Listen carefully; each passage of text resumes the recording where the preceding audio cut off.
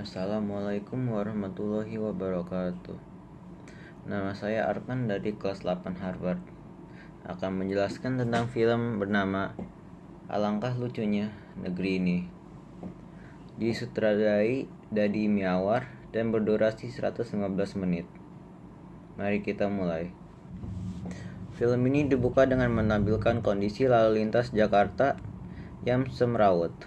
Muluk, tokoh utama dalam film ini, begitu entengnya melewati rel kereta api dengan kondisi kereta api sedang berjalan menuju ke arahnya.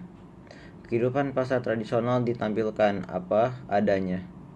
Banyaknya peramal, penjual obat, dan sejenisnya seolah ingin menggambarkan keputusan sebagian besar masyarakat menghadapi kondisi saat ini dan mencoba mencari hiburan berupa janji-janjikan berubahnya nasib mereka.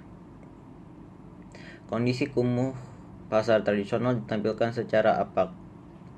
Puncaknya adalah tampilnya para pencopet olik yang terampil menjalankan aksinya.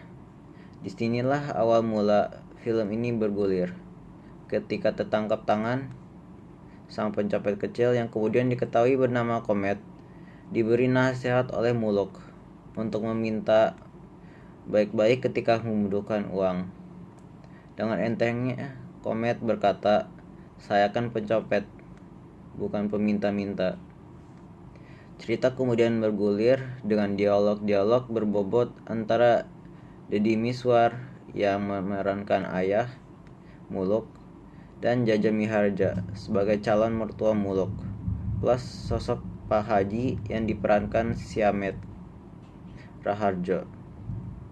Tema dialog adalah soal perlu tidaknya pendidikan dengan mengambil contoh kondisi Muluk, seorang sarjana manajemen yang sedang luntung-lantung mencari pekerjaan selama 2 tahun dibanding anak-anak Jaja Miharja yang sukses dengan sebagai pedagang meskipun hanya tamat SMU. Realita kehidupan di masyarakat yang sakit dipotret Deddy Miswar dalam film ini secara lugas. Potret Jupri, calon anggota DPR yang diperankan Edwin Superbejo, seolah mencoba menyindir sebagai calon anggota legislatif yang terkesan sedang mencari pekerjaan dengan diiringi bahasa klise tentang perjuangan untuk rakyat. Begitu juga dengan gambaran Pipit yang tenggelam dengan mimpi menjadi pemenang kuis dan Samsul, seorang sarjana pendidikan yang terlalu lama menjadi pengangguran berusaha menghibur diri dengan main gaple tanpa mengenal waktu.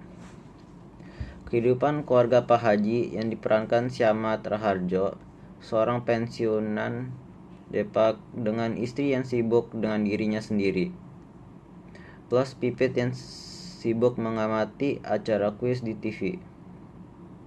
Pendidikan menjadi tidak penting seolah dikuatkan dengan potret para sarjana pengangguran semacam Muluk, Pipit dan Samsul. Cerita beralih menjadi heroik tatkala ketiga sarjana pengangguran ini mendidik sekitar 20-an pencopet yang dikoordinir Jarot.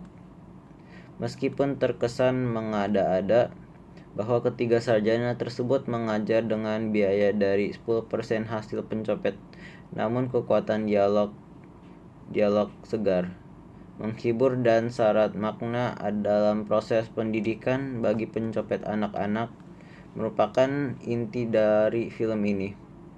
Disinilah kekuatan film ini. Lihat saja dialog menarik antara pencopet dengan Samsul dan Muluk tentang pentingnya tidaknya sesuatu pendidikan. Apa gunanya pendidikan bagi pencopet?